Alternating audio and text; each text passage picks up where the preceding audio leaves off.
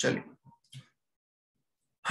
देखिए, intra head हमने पढ़ लिया था, इंटर हेड पढ़ लिया था, कैरी फॉरवर्ड हमने पढ़ लिया था जिसके लिए अलग अलग सेक्शंस होते हैं। ठीक है, आगे आ जाइए। अब क्या चीज हमने नहीं पढ़ी वो मैं आज आपको पढ़ा देता हूँ, फिर आगे चलते हैं।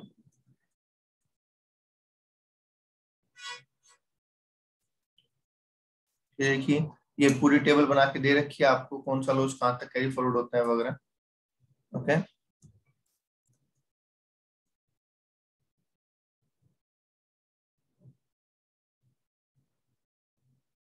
यहां से ये देखिए, ये वाली चीज देख लीजिए, ये एक एडिशनल चीज है, ये हमने नहीं पढ़ी, ये आप देख लीजिए। राइट, सुनिए, carry forward of business loss. देखिए, मान लो किसी एसएससी की डेथ हो जाती है, ध्यान से सुनना, किसी एसएससी की डेथ हो जाती है तो बाकी जो चीजें है ना उनमें तो दिक्कत नहीं आती, जैसे सैलरी है। अब एसएससी की डेथ होगी तो बच्चे को सैलरी मिलेगी ऐसा तो कुछ है नहीं, वो तो जॉब करेगा तो मिलेगी, नहीं करेगा तो नहीं मिलेगी। राइट,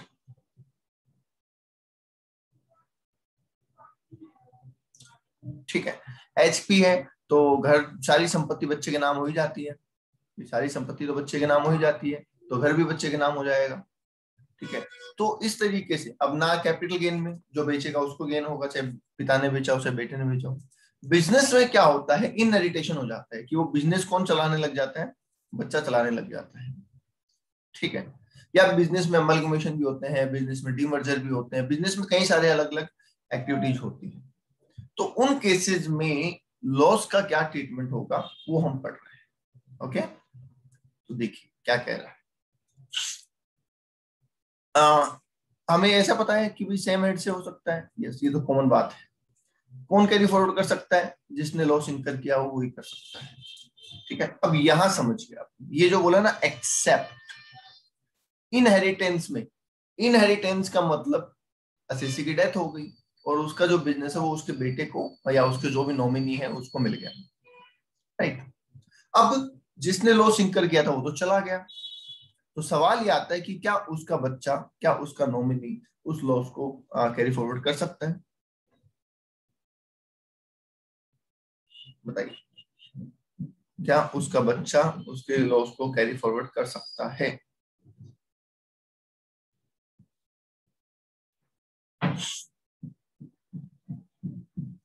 बोलो भाई, आंसर इज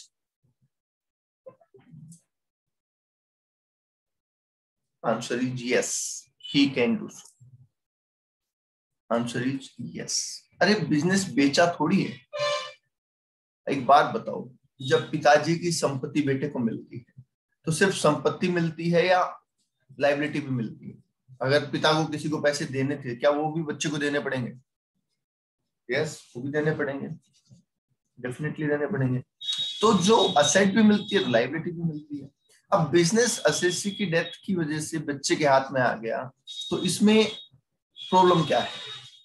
जो चीजें सारी एसएससी की थी वो सारी अब बच्चे की है, उसने बेचा तो है नहीं अपना बिजनेस किसी को, तो डेफिनेटली वो लॉस सेट ऑफ हो जाएगा, वो कर सकता है सेट ऑफ। समझ गए?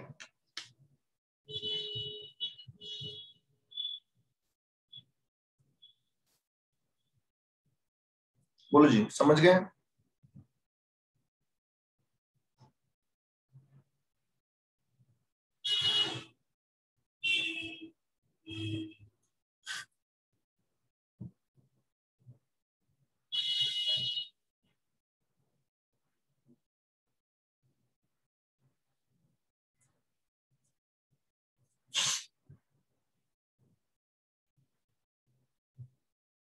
ओके, तो ये आपको याद रखनी है चीजें। अब आपको ऐसा लगेगा अरे सर हमने सोचा था कि नहीं होगा, ये तो हो रहा है, ऐसे कैसे समझ आएगा? अरे ये तो याद करने की बातें, ये तो प्रोविजन है। ठीक है? अगर आपको हर चीज आपके सोचे हिसाब से ही होती तो फिर तो पढ़ने की जरूरत ही क्या होती। समझ गए? यस, तो इनहेरिटेंस में आप कर सकते हैं, उसके लिए जो पर्सन ने इंकर लॉस इंकर किया उसकी जरूरत नहीं है। दूसरा है succession of firm into company. आपकी एक फर्म चल रही है, ध्यान से सुनना, 3 पार्टनर है एबीसी। इस फर्म का कन्वर्जन करके आपने एक कंपनी बना ली। सवाल यह है कि इस फर्म के जो लॉस है क्या वो एक कंपनी सेट ऑफ कर सकती है?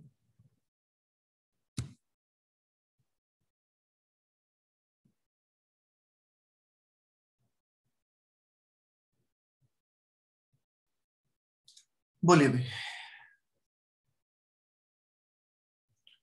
यस, कर सकती है बिल्कुल, क्यों नहीं कर सकती, मालिक तो वही है। एक कंपनी फर्म उन्होंने ही तो बनाई थी, फर्म उनकी थी, उन्होंने कंपनी में कन्वर्ट कर ली, कंपनी बना के उस फर्म का बिजनेस एक साथ ले लिया, कोई दिक्कत नहीं है। ठीक है, अमलगमेशन में भी हो सकता है, डीमर्जर में भी हो सकता है। इन सारे लॉसेस के इन सारे केसेस के अंदर अगर लॉस इंकर्ड करने वाला मतलब कन्वर्जन हो रहा है तो वो भी उसको सेट ऑफ किया जा सकता है। समझ गए? तो इन तीन केस में ये जरूरी नहीं है कि जिसने लॉस इंकर किया वही बंदा उसको सेट ऑफ करे। बोलो जी, क्लियर है पॉइंट?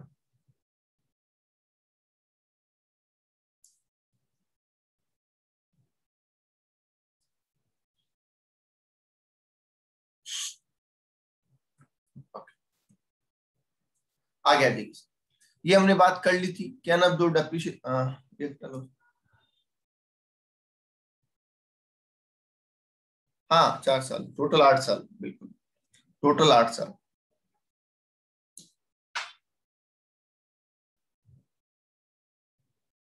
ठीक, टोटल 8 साल, yes.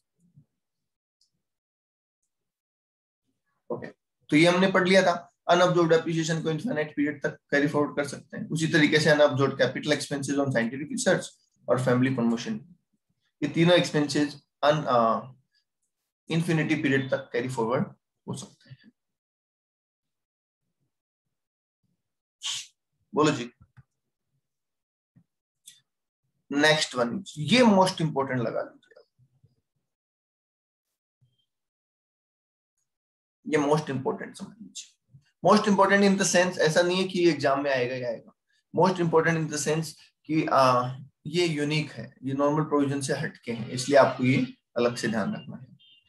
Closure of business due to specific reason, किसी स्पेशल रीजन की वजह से आपका बिजनेस अगर बंद हो जाए, जैसे कि नेचुरल कैलेमिटी। नेचुरल कैलेमिटी का मतलब सर फ्लड आ गया, typhoon, hurricane, cyclone, earthquake, rights, accidental fire, war etcetera. इस तरीके का कोई काम जो आपकी कंट्रोल में नहीं है वो आ गया, उसकी वजह से आपका काम बंद हो गया। ठीक है, और बंद होने के 3 साल के अंदर अंदर, जिस साल काम बंद हुआ था उसके 3 साल के अंदर अंदर अगर आप उस काम को वापस स्टार्ट कर लेते हैं, ठीक है, जिस साल बंद हुआ उस साल के 3 साल के अंदर अंदर, उस साल से मतलब जैसे मान लीजिए 16-17 में किसी का बंद हुआ था, ठीक है, तो 17-18, 18-19 और 19-20, ये 3 साल उसको दिए गए हैं। इसमें अगर वो अपने काम को रिवाइव कर लेता है, रिवाइव करने का मतलब वापस से स्टार्ट कर लेता है, तो उसके लिए स्पेशल प्रोविजन बनाया गया है। आगे बात सुनना, ठीक है। Losses of such business including past eligible losses shall be adjusted with the profit in the year so revived, and if loss cannot be wholly set off, it further, यहाँ पे ध्यान देना, itself further be allowed for 7 years। तो एक बार ध्यान से सुनना, मान लीजिए मेरा एक बिजनेस चल रहा था और 15-16 में मुझे 10 लाख का लॉस हुआ, ध्यान से सुनना, 10 लाख का लॉस हुआ। 16-17 में कोई अर्थक्वेक आया जिसकी वजह से मेरा काम रुक गया और बंद हो गया, ठीक है। इस साल भी मुझे 8 लाख का लॉस, बंद पड़ा रहा, बंद पड़ा रहा, मैंने यहाँ काम स्टार्ट कर लिया, ठीक है, 3 साल के अंदर कर लिया क्या स्टार्ट? यस। तो अब मैं इस लॉस को 1920 में तो सेट ऑफ कर ही सकता हूं। अगर समझ लिए यहाँ पे मुझे प्रॉफिट हुआ, प्रॉफिट हुआ मुझे 12 लाख, तो 18 लाख के लॉस में से 12 लाख को एडजस्ट कर लूंगा, 6 लाख जो बचेंगे वो अगले 7 साल तक मैं उसको सेट ऑफ कर सकता हूँ। तो मतलब 1 साल ये और 7 साल ये, टोटल 8 साल ये हो जाते हैं इस तरीके से। बोलो आगे बात समझ में?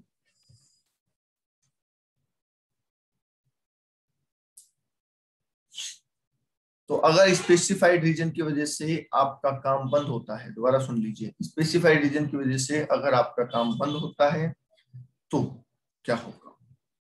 इन दैट केस आप उस लॉस को अगले, जिस साल आप बिजनेस रिवाइव करेंगे उस साल या उसके अगले 7 साल में सेट ऑफ कर सकते हैं, पर ध्यान रहे रिवाइवल 3 साल के अंदर अंदर हो जाना चाहिए। बोलिए आगे बात समझ में, ये यूनिक चीज थी, अलग चीज थी, राइट। ठीक है, ऑर्डर ऑफ सेट ऑफ में मैंने बता दिया था, करंट ईयर का डेप्रिसिएशन, ब्रॉट फॉरवर्ड लॉस, और फिर अनअब्सॉर्ब्ड डेप्रिसिएशन, इस तरीके से हम सेट ऑफ करते हैं।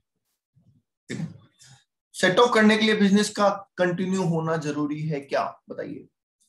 मान लीजिए मेरे दो बिजनेस थे, एक बिजनेस पिछले साल बंद हो गया, तो उस लॉस को मैं सेट ऑफ कर सकता हूँ, यस मैं सेट ऑफ कर सकता हूँ, उसके लिए बिजनेस का चालू रहना जरूरी नहीं। समझ गए?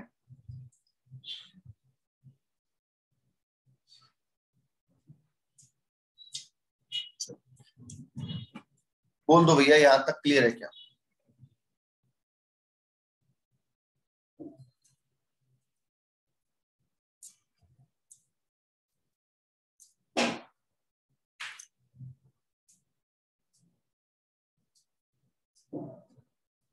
ठीक है, अब एक और इम्पोर्टेंट पॉइंट सुन लीजिए बस, उसके बाद कुछ नहीं बचा है, ये वाला। देखो, आ, अगर मेरा बिजनेस बंद भी हो जाता है तो भी मुझे फ्यूचर में उस बिजनेस से इनकम हो सकती है, बताओ कौन सी? ऐसे कोई ध्यान है आपको कि अगर मेरा बिजनेस बंद भी हो जाता है, कोई बिजनेस, तो भी मुझे फ्यूचर में उससे इनकम हो सकती है, बताओ कैसे?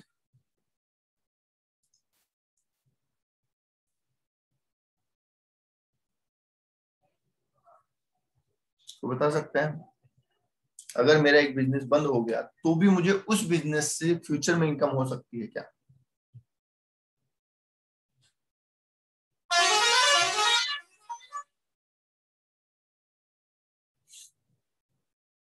और सोच लो। नहीं, एसेट सेल करके नहीं, वो तो कैपिटल गेन होगा ना, बिजनेस से इनकम थोड़ी होगी।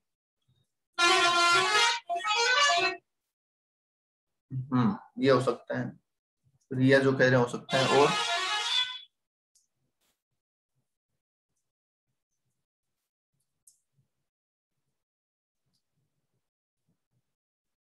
नहीं, गुडविल वुडविल नहीं है।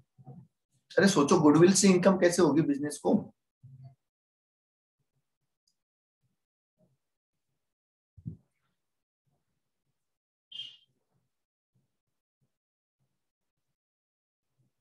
चलो, तो सुनिए, हमें हो सकती है डीम्ड इनकम, हमें हो सकती है डीम्ड इनकम, जो हमने सेक्शन 41 में पढ़ी थी बीएनपी में। मतलब हमने किसी से पैसे लेने थे, उसने पहले मना कर दिए थे, कोई बात नहीं, अब वो पैसे दे देता आके, अब वो कभी भी दे सकता है, जरूरी नहीं है जिस दिन वो आके पैसे दे उस दिन बिजनेस चल रहा हो हमारा। ठीक है, तो बैड डेट रिकवर्ड जो आपको लिखवाया था, वो इसका बेस्ट एग्जांपल हो सकता है। बैड डेट रिकवर्ड इसका बेस्ट एग्जांपल हो सकता है। और इसके अलावा भी कई इनकम है जो डीम्ड इनकम में आती है, हो सकता है ना? हाँ जी, बैड डेट रिकवर्ड हो सकता है, यस डेफिनेटली हो सकता है। अभी हम किसी के पैसे मांगते थे, सामने वाले ने कहा दूंगा, होगा तब दूंगा, हमने उसको बैड डेट मान लिया कि भैया नहीं देगा, 2 4 5 साल गुजर गए, बिजनेस भी बंद हो गया, फिर आके वो देता है, तो क्या होगा? बिजनेस इनकम है। समझ गए? अब इस बिजनेस इनकम से, इसी बिजनेस के जो लॉस पड़े थे मेरे अनअब्सॉर्ब, क्या मैं उनको सेट ऑफ कर सकता हूँ? Interest on investment other source में जाएगा ना बेटा, इंटरेस्ट ऑन इन्वेस्टमेंट यहाँ क्यों आएगा बताओ? तो इंटरेस्ट ऑन इन्वेस्टमेंट अगर आपका है तो इन्वेस्टमेंट तो अदर सोर्स में जाएगा, बिजनेस में क्यों आएगा? हाँ जी, तो सुनिए, देखो गुडविल, जैसे गुडविल बेचेंगे तो भैया, गुडविल बेचोगे तो कैपिटल गेन होगा, ठीक है। बिजनेस की कोई एसेट बेचोगे तो भी कैपिटल गेन होगा, राइट। समझ पा रहे हैं? तो आप पहले सोचो कि इनकम किस नेचर की है, फिर देखो कि वो कहाँ आएगी। चलिए, अब सुनिए ध्यान से, तो मेरा बिजनेस, ध्यान से सुनना, मेरा बिजनेस की बात कर रहा हूं मैं, 14 15 में चल रहा था, इस साल मुझे लॉस हुआ, ठीक है। अब इस साल जो लॉस हुआ, ध्यान से सुनना, इस साल जो लॉस हुआ वो 8 साल तक कैरी फॉरवर्ड होगा। इस साल जो लॉस हुआ वो 8 साल तक कैरी फॉरवर्ड होगा, यस।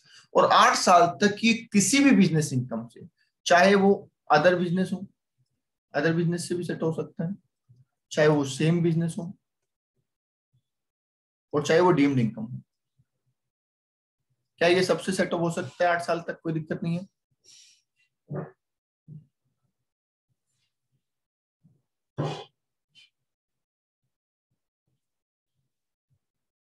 बोलो, सही बात है? बोलो भाई, सही है? यस। तो ये 8 साल तक किसी भी इनकम से सेट ऑफ हो सकता है, राइट? 8 साल के बाद लैप्स हो जाएगा लॉस। बोलो, 8 साल के बाद ये लॉस लैप्स हो जाएगा क्या? हाँ सर, लॉस तो लैप्स हो जाएगा। पर अगर 8 साल के बाद मुझे इसी बिजनेस की डीम्ड इनकम होती है, अगर 8 साल के बाद मुझे इसी बिजनेस की डीम्ड इनकम होती है, तो मैं इसको सेट ऑफ कर सकता हूं, ये लैप्स नहीं हो। क्या बोला गया? कि अगर 8 साल के बाद भी इसी बिजनेस की डीम्ड इनकम होती है, तो उस पर टैक्स लेना तो गलत होगा ना। गवर्नमेंट कहेगी कि भैया 10 साल हो गए, अब उसी बिजनेस से तुझे पैसा भी मिल रहा है, तो भी हम तुझे एडजस्ट नहीं करने देंगे। तो बताओ, क्या ये जीनियन हार्डशिप हो जाएगी? हार्डशिप हो जाएगी ना, कि सेम बिजनेस का लॉस तो आपने मेरा लैप्स कर दिया, और सेम बिजनेस की इनकम पे आप मुझसे टैक्स चार्ज कर रहे हैं। समझ गए? तो इसका मतलब फाइनली मैं ये कह सकता हूं कि अगर मुझे किसी बिजनेस में लॉस हुआ, ठीक है, और वो बिजनेस चल रहा है या बंद हो गया, उससे कोई फर्क नहीं पड़ता, 8 साल तक तो मैं उसका सेट ऑफ कर ही सकता हूं, उसमें तो कोई दिक्कत नहीं है। अब अगर बिजनेस बंद हो गया, और बंद होने के बाद में 8 साल, 10 साल, 20 साल तक भी कभी भी मुझे डीम्ड इनकम होती है, तो उससे मैं उसका सेट ऑफ कर सकता हूं। ऐसा कहूं इन शॉर्ट तो चलेगा?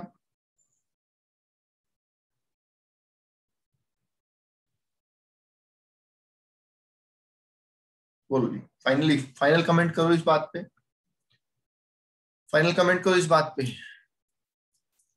अगर मेरा बिजनेस लॉस होता है, तो चाहे बिजनेस चल रहा है चाहे नहीं चल रहा है, चाहे अदर बिजनेस इनकम है चाहे सेम बिजनेस इनकम है, चाहे डीम्ड इनकम है, 8 साल तक तो मैं एडजस्ट कर सकता हूँ। 8 साल तक कोई रिस्ट्रिक्शन, कोई कुछ नहीं है। बट 8 साल के बाद मैं दूसरे बिजनेस से सेट नहीं कर सकता। ठीक है, मैं दूसरे बिजनेस से सेट नहीं कर सकता, और डीम्ड इनकम से जरूर सेट कर सकता हूँ। 8 साल के बाद भी मैं डीम्ड इनकम से सेट कर सकता हूँ।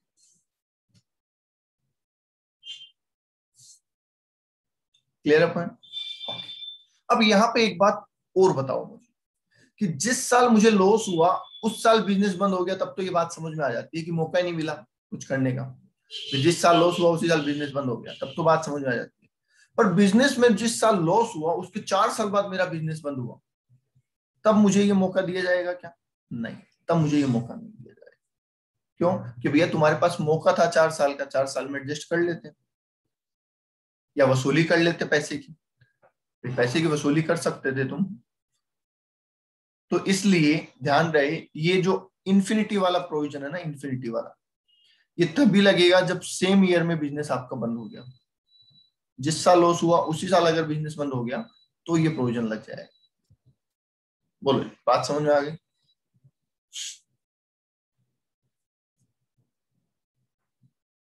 ठीक है, तो ये यहाँ पे लिखा हुआ, आप पढ़ सकते हैं इसको, carry forward to any number of year without restriction वगैरह वगैरह। ठीक है, आगे आ जाइए। अनअब्यूटेड एप्रिसिएशन में आपको ऑलरेडी बता चुका हूँ क्या होता है, कितने नंबर टाइम तक कैरी फॉरवर्ड होता है, सैलरी से नहीं होता है, कैजुअल इनकम से नहीं होता है, ये सब चीजें बता चुके हैं, इसमें बताने वाला कुछ नहीं। ठीक है, ये देखिए, ये वाला पॉइंट अभी मैं बता रहा हूँ आपको, और ये वाला पॉइंट बता रहा हूँ, 2 और 3। ठीक है, 3 पॉइंट और बचे हमारे, वो और देख लीजिए। तो इसके लिए अपन कुछ लिख लेते हैं।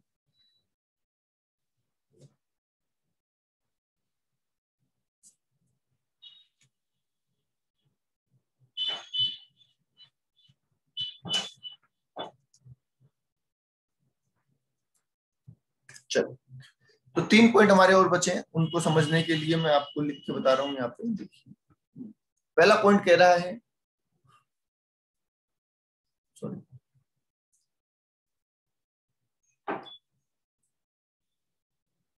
Change in constitution of firm. Firm की कॉन्स्टिट्यूशन में चेंज मतलब ये, देखो हमने कहा कि जो लॉस होते हैं वो पर्सन स्पेसिफिक होते हैं, पर्सन के साथ जुड़े हुए होते हैं, राइट? लॉस जो होते हैं वो पर्सन स्पेसिफिक होते हैं, पर्सन के साथ जुड़े हुए रहते हैं। और एक्सपेंसेस जो होते हैं वो बिजनेस स्पेसिफिक होते हैं, बिजनेस के साथ जुड़े हुए रहते हैं। ओके, तो इसका मतलब क्या है सर? सर इसका मतलब ये है, सुनिए, मान लीजिए एक फर्म है, ठीक है, एक फर्म है, इस फर्म में 4 पार्टनर है ABCD, और एक साल में इसको लॉस हुआ, मान लीजिए 2019-20 में इसको लॉस हो गया, कितना, 6 लाख रुपए का ले लो, 6 लाख का लॉस हो गया, ठीक है। अब अगले साल मिस्टर डी रिटायर हो जाता है, मिस्टर डी क्या हो जाता है, रिटायर हो जाता है, और 2020-21 में ये तीनों बिजनेस चलाते हैं ABC, और 20-21 में इनको प्रॉफिट होता है 20 लाख रुपए का। तो सवाल ये है कि क्या ये इस 6 लाख के लॉस को सेट ऑफ कर सकते हैं या नहीं, बताइए। क्या ये इस 6 लाख के लॉस को सेट ऑफ कर सकते हैं या नहीं?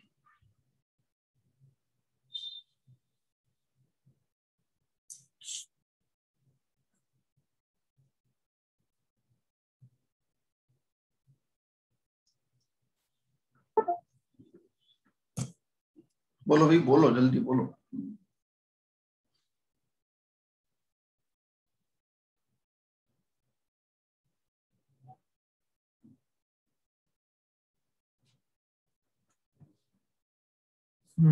कुछ ओके, बोलो, 6 लाख के लॉस को सेट ऑफ कर सकते हैं या नहीं कर सकते, जल्दी बोलो।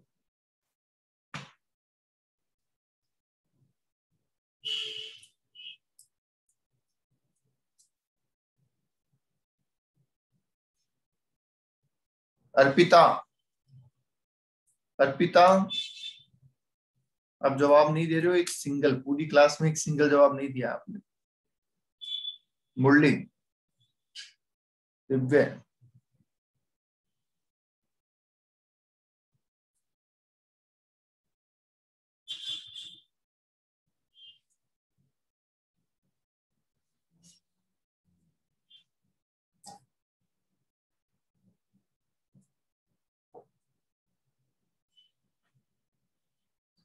कुछ कह रहे हैं हाँ, कुछ कह रहे हैं ना, ठीक है। सुनिए, हम ये अगर यूं कहें कि यस बट,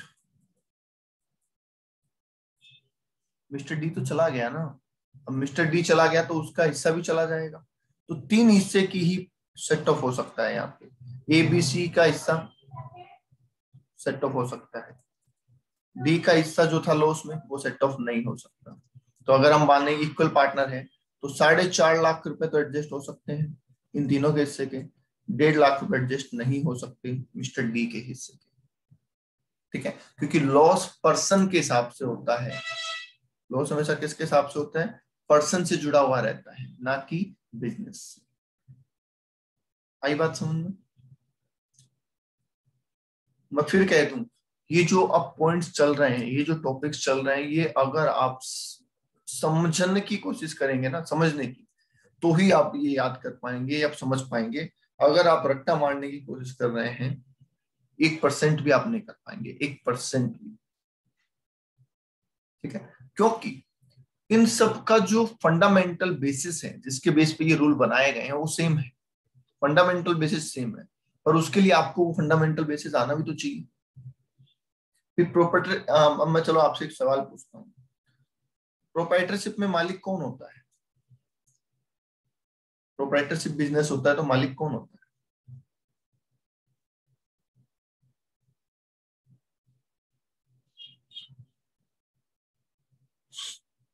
बोलो, प्रोप्राइटरशिप बिजनेस क्या होता है, ये तो बताएगा। एक आंसर आया है, बाकी प्रोप्राइटरशिप बिजनेस में मालिक कौन होता है?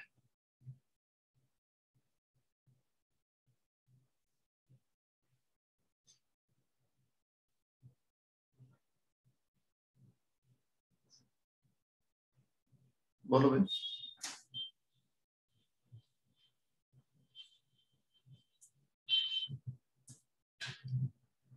अर्पिता, अगर आप जवाब देंगे तो ही क्लास अलाउड है, वरना क्लास अलाउड नहीं है, बार बार नहीं कहूंगा मैं।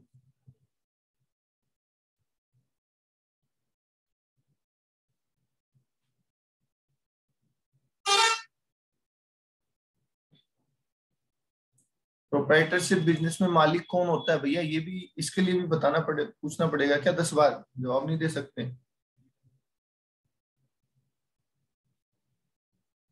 मुरली का तो आ गया, तुषार का आ गया, हिमांशु का आ गया, रिया का आ गया, दिव्य, तुषार, और कौन रह गया? शशांक, अर्पिता। ओनर कौन होता है ये तो पूछ रहे हैं, ओनर ही लिख रहे हो, अपने आप को धोखा दे रहे हो क्या? मैं पूछ रहा हूँ ओनर कौन होता है और बोल रहे हैं सर ओनर होता है।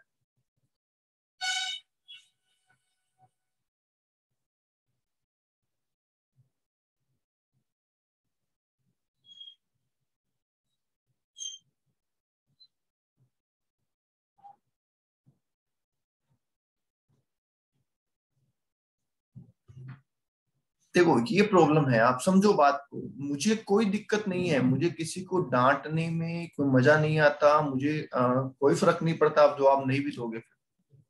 नुकसान आपका है, आप सीख नहीं सकते इस चीज को जब तक आपको ये नहीं पता हो कि फर्म क्या होती है, प्रोप्राइटरशिप फर्म क्या होती है, पार्टनरशिप क्या होती है, कंपनी क्या होती है। आपको बेसिक चीजें अगर नहीं पता होगी तो कैसे?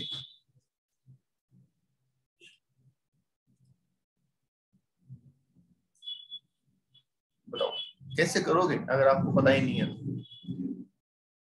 अरे प्रोप्राइटरशिप का मतलब होता है इंडिविजुअल पर्सन का बिजनेस। तो इंडिविजुअल जो मालिक है जिसको हम प्रोप्राइटर बोलते हैं वो मालिक होता है, इसमें क्या?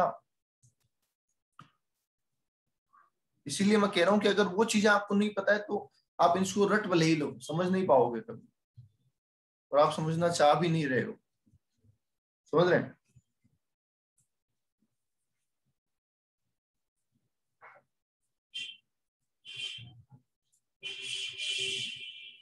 चलिए सुनिए, कोई बात नहीं। ये समझ में आ गया कि हम 3 लोगों का शेयर, जितना भी प्रॉफिट होगा इन तीनों का हिस्सा उतना सेट ऑफ कर सकते हैं, जो पार्टनर चला गया उसका हिस्सा सेट ऑफ नहीं कर सकते।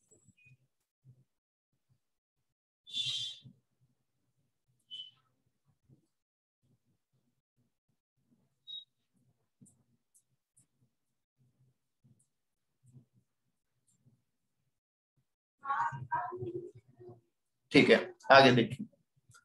अब बात ये आती है कि सर मान लीजिए ये पार्टनर स्टार्टिंग में रिटायर ना हो कि ड्यूरिंग द ईयर रिटायर होता, ये पार्टनर स्टार्टिंग में रिटायर ना हो कि ड्यूरिंग द ईयर, इस साल के बीच में कहीं पे रिटायर होता, तो इस साल के प्रॉफिट में भी इसका हिस्सा होता? इस साल के प्रॉफिट में भी डी का हिस्सा होता क्या? इस 20 लाख में डी का हिस्सा होता? हाँ। और जब 20 लाख में डी का हिस्सा होता तो उतने हिस्से तक इस लॉस को सेट ऑफ किया जा सकता था। जब इस साल के प्रॉफिट में भी डी का हिस्सा है, इस साल के लॉस में भी डी का हिस्सा है, तो जितना इस साल के प्रॉफिट में हिस्सा है उतना लॉस तो सेट ऑफ किया ही जा सकता है।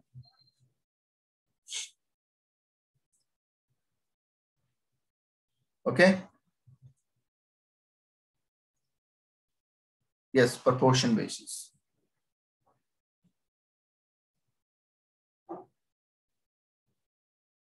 ठीक है, चलिए एक क्वेश्चन करवा देता हूं मैं आपको।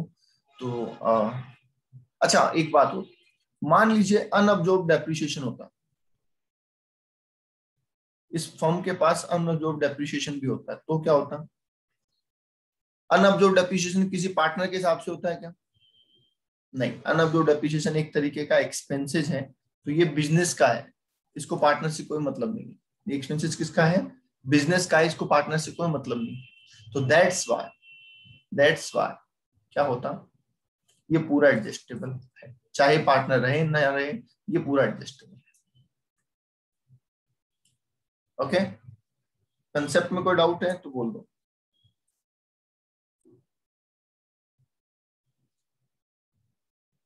नहीं है तो सुनिए, एक क्वेश्चन करवा रहा हूं मैं आपको, ये बुक का क्वेश्चन है वैसे। ठीक है, बुक का क्वेश्चन है, डेटा मुझे याद है इसलिए मैं ऐसे ही करवा रहा हूँ, आप बुक से रीड कर लेना, कोई दिक्कत नहीं है। ये कह रहे हैं सर प्रीवियस ईयर 1920 में 4 पार्टनर थे ABCD, ध्यान से सुनना, और इस साल इनको लॉस हुआ कितना? 80,000 रुपए। इस साल इनको लॉस कितना हुआ? 80,000 रुपए का। और इस साल इनका अनअब्जॉर्ब डेप्रिशिएशन था 40,000 रुपए। ये इनके 19-20 की कहानी, कोई दिक्कत नहीं है। 4 इक्वल पार्टनर, 80,000 का लॉस और 40,000 का अनअब्जॉर्ब्ड डेप्रिशिएशन।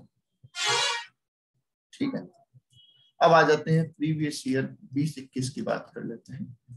इस साल इनको प्रॉफिट हुआ, इस साल इनको क्या हुआ, प्रॉफिट हुआ। कितना हुआ, 1,20,000 का। बस इतना सा क्वेश्चन है। सवाल ये है कि इस 1,20,000 के प्रॉफिट में से हम कितना लॉस सेट ऑफ कर सकते हैं, लॉस सेट ऑफ, बस इतना सा क्वेश्चन है। हुआ क्या था इसमें, कंडीशन क्या थी, कंडीशन ये थी कि मिस्टर डी रिटायर हो गया। और कब हो गया, 1 जून 2020 को हुआ।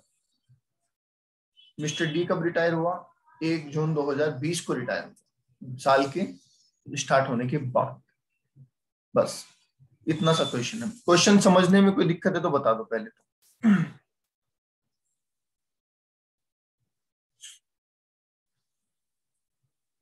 तो सॉल्यूशन समझिए। प्रॉफिट हुआ मुझे 1,20,000, राइट। इसमें से करना है लॉस सेट ऑफ, ठीक है।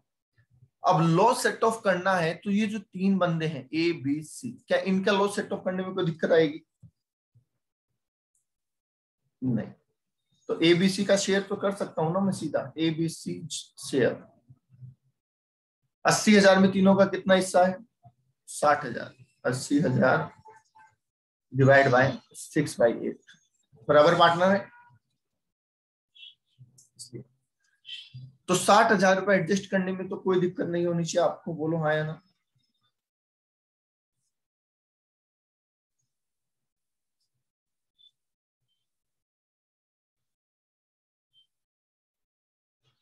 बोलिए, 60,000 एडजस्ट करने में किसी को कोई दिक्कत नहीं है,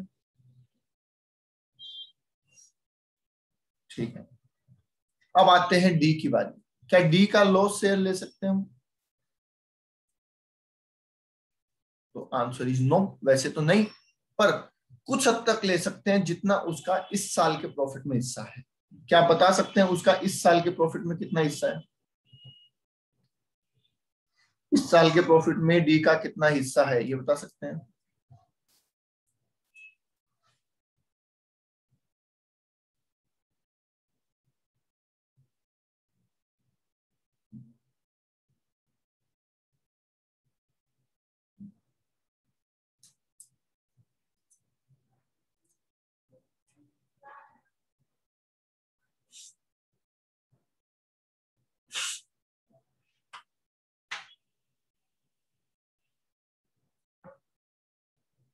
बोलो भाई।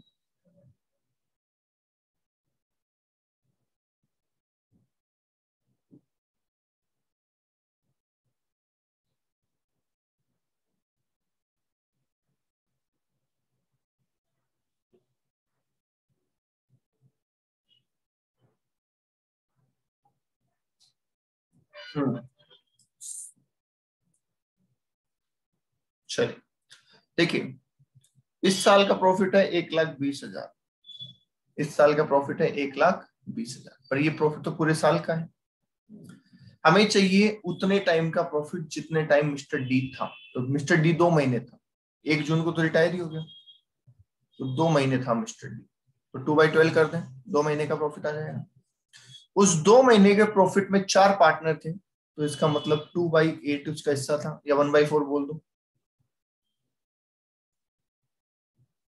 समझ गए, तो आंसर कितना आ जाएगा, 5,000। चेक करो एक बार, रिया, हिमांशु, चेक करो अपना आंसर।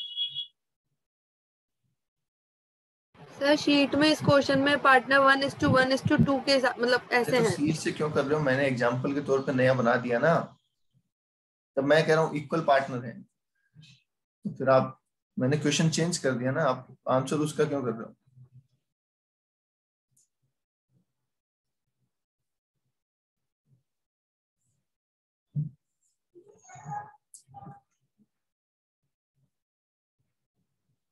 ओके, ठीक है।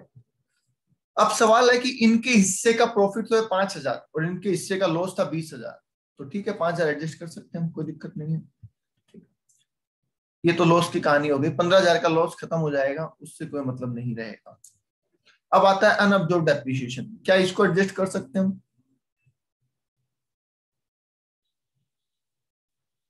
इसको हम एडजस्ट कर सकते हैं, ये बिजनेस का है, इस पे किसी पार्टनर का कोई लेना देना नहीं है, तो ये पूरा 40,000 एडजस्ट हम कर सकते हैं, तो 15,000 आपकी इनकम आ जाएगी। लो समझ में आ गया कितना लॉस कैसे सेट ऑफ कर पा रहे हैं हम। कंसेप्ट समझो, रट्टाफिकेशन मत करना, मैं फिर कह रहा हूं।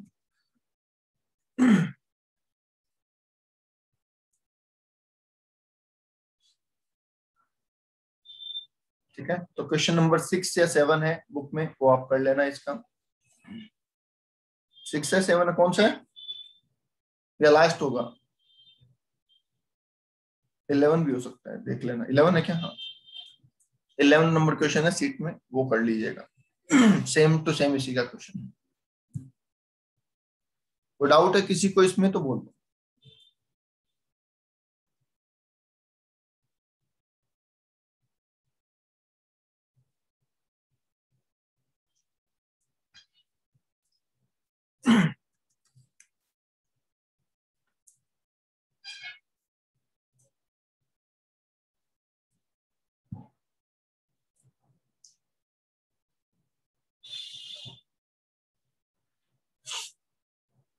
चलिए नेक्स्ट इसी से रिलेटेड पॉइंट सुनिए कि अगर फर्म की जगह कंपनी होती तो क्या होता। हालांकि इसके प्रैक्टिकल नहीं है आपके यहाँ पे, पर फिर भी आपको पता होना चाहिए कि सर फर्म की जगह अगर कंपनी होती तो क्या होता। अगेन आपको यहाँ पे पता होना चाहिए मालिक कौन होता है, तो मालिक होते हैं शेयर होल्डर। ठीक है, बट कंट्रोलिंग मालिक होते हैं 51% और मोर शेयर होल्डर। ठीक है, वैसे तो कंपनी में हर एक शेयर होल्डर मालिक है, बट 51% शेयर होल्डर जहां जाएंगे काम वैसे वैसे लगता रहेगा, वैसे चलता रहेगा। क्यों? क्योंकि हर दिन शेयर होल्डर चेंज होते हैं भाई, हर दिन शेयर होल्डर चेंज होते हैं ना, तो इसलिए क्या बोला गया कि टोटल नहीं देखना आपको, आप 51% देख लो चलेगा। तो सीधा सिंपल एक फंडा बताया है इसमें, क्योंकि शेयर्स डीलिंग होते हैं डेली के बेसिस पे, बिकते रहते हैं, नए आते रहते हैं, तो फिर सारे शेयर होल्डर का सेम हो पाना तो मुश्किल है, समझ गए। तो इसलिए क्या बोला कि 51% share holder at the time of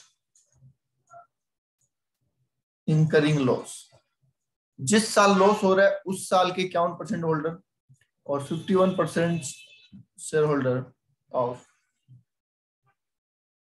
या eight the time of set of loss. कहने का मतलब है कि जिस साल, जिस 31 मार्च वाले ईयर में आपको लॉस हुआ और जिस 31 मार्च वाले ईयर में आप सेट ऑफ करना चाहते हैं, उन दोनों ईयर में 51% शेयर होल्डर सेम होना चाहिए। आगे बात समझ, 31 मार्च वाले जिस साल लॉस हुआ, जैसे मान लीजिए 18 में लॉस हुआ, तो 18 को जो शेयर होल्डर थे वो ही 51% शेयर होल्डर 19 में होने चाहिए, तो ही सेट ऑफ हो पाएगा, वरना सेट ऑफ नहीं हो पाएगा। लॉस अगर 20 में सेट कर रहे हैं तो 20 में भी वही शेयर होल्डर होने चाहिए 51% जो यहाँ थे, तो ही लॉस सेट ऑफ हो पाएगा, वरना नहीं हो पाएगा। आगे बात समझ, तो जिस साल लॉस इंकर्ड हुआ उस साल के एंड में जो 51% थे, जो शेयर होल्डर थे टोटल, उनमें से कोई भी 51% share holder loss set of करने वाले ईयर में होने चाहिए। बोलो आगे बात समझ में।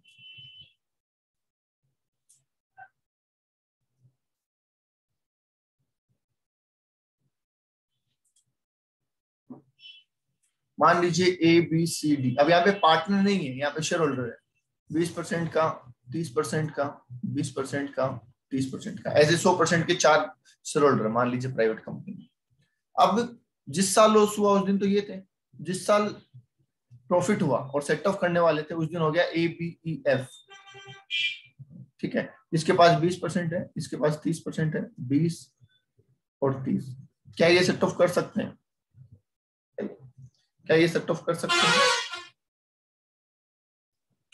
नहीं, ये सेट ऑफ नहीं कर सकते, क्योंकि ओनली 50% सेम है, 51% सेम होने चाहिए।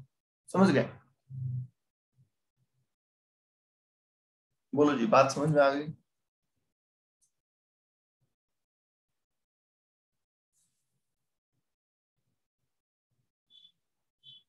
तो जिस साल लॉस इंकर्ड हुए अगर परसेंटेज में चेंज हो जाए तो हो जाने दो, कोई दिक्कत नहीं है। परसेंटेज आप बताओ कितना होगा, यहाँ पे ये है, ठीक है, यहाँ पे अब ये सर है। इसकी जगह बी का 31% हो जाए तो? बी का 31, तो उस दिन बी के पास कितना था, 30 था ना।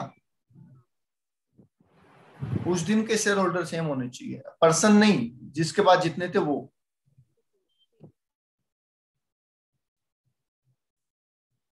नहीं समझे भाई, उस दिन तो वो 50 के थे ना। आप कैसे बोलोगे, इस दिन तो मान लो इसके पास हो गया 52 हो गया, पर उस दिन नहीं थे ना 51। दोनों दिन 51 सेम होने चाहिए।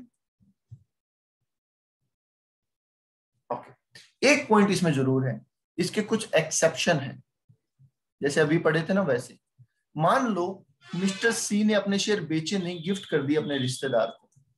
ये जो ई है ना, ई, ये मिस्टर सी का रिश्तेदार है, तो फिर ये लॉस सेट ऑफ हो सकता है, क्योंकि गिफ्ट करना ट्रांसफर में नहीं आता। समझ रहे हो, मतलब अगर इन्होंने अपनी शेयर होल्डिंग गिफ्ट करी है किसी को, तो उसे चेंज इन ऑनरशिप या चेंज इन शेयरिंग नहीं माना जाएगा। बोलो क्लियर है पॉइंट। ये जो शेयर होल्डिंग चेंज हुई है ड्यू टू गिफ्ट हुई है, कि किसी शेयर होल्डर ने अपने शेयर किसी अपने रिश्तेदार को गिफ्ट कर दिए, तो हम मानेंगे सेम ही है, क्योंकि गिफ्ट करना एक्सेप्शन में कवर किया गया। इनहेरिटेंस, इनहेरिटेंस का मतलब मिस्टर सी की डेथ हो गई और मिस्टर सी के शेयर उसके बेटे को मिल गए, मिस्टर ई उसका बेटा है, तो भी इसे चेंज इन शेयर होल्डिंग नहीं माना जाएगा। ये भी आप कंसीडर कर लेंगे। समझ पा रहे हैं।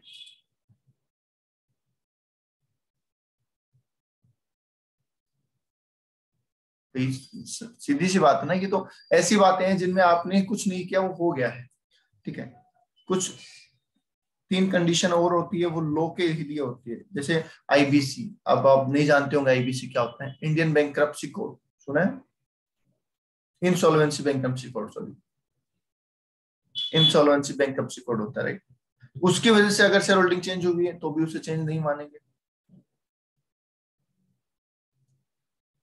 ठीक है। अगर कोई डिस्ट्रेस कंपनी है, डिस्ट्रेस कंपनी होती है एक लो में, उसकी वजह से चेंज हुई है शेयर होल्डिंग, तो भी चेंज नहीं मानेंगे। पर इतना डीप क्वेश्चन आपके आता नहीं है, तो ये 2 पॉइंट आप याद कर लो तो काम हो जाएगा। मैं दोबारा बोल देता हूं, सुन लीजिए। जिस साल लॉस हुआ उस साल के 51% शेयर होल्डर, और जिस साल आप सेट ऑफ करना चाहते हैं उस साल के 51% शेयर होल्डर सेम होने चाहिए। अगर ये शेयर होल्डर सेम नहीं है और चेंज ड्यू टू गिफ्ट है या इनहेरिटेंस है तो चलेगा, शेयर होल्डिंग में चेंज इसकी वजह से तो चलेगा, अदरवाइज आप उस लॉस को सेट ऑफ नहीं करते। बता दीजिए एक बार फाइनली, इस कंसेप्ट में कोई डाउट?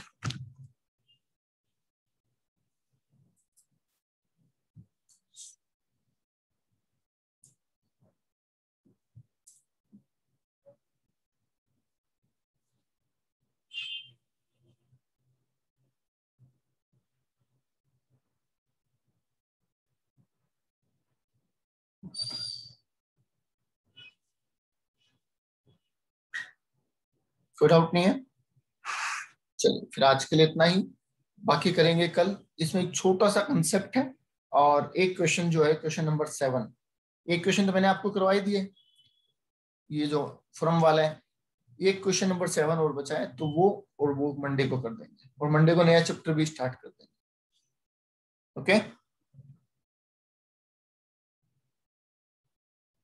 चलिए आज के लिए इतना ही, थैंक यू।